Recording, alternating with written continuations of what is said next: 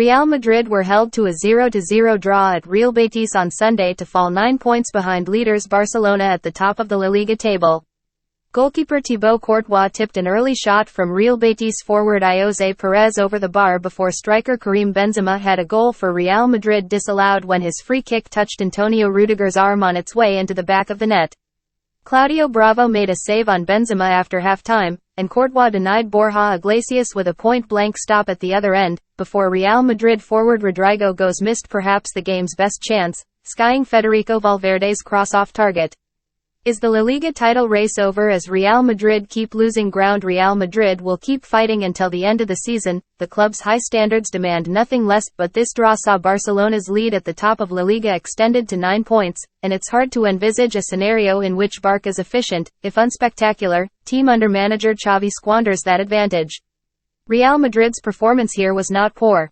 Real Betis are a good team and the Estadio Benito Villamarin is an intimidating arena, but Madrid were the better side, dominating possession, creating more chances and ending the game with an expected goals of 1.21 to Betis 0.41.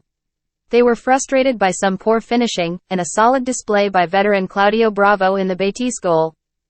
Madrid chased a winner, however, the limitations of their squad were on display. Coach Carlo Ancelotti appeared reluctant to introduce attacking alternatives off the bench, with defenders Dani Carvajal and Nacho and midfielder Dani Ceballos all sent on before youngster Alvaro Rodriguez was finally called upon in the 87th minute. A 0-0 draw here is no embarrassment, but in the context of a title race where Madrid simply couldn't afford to drop any more points, it's a bitter blow.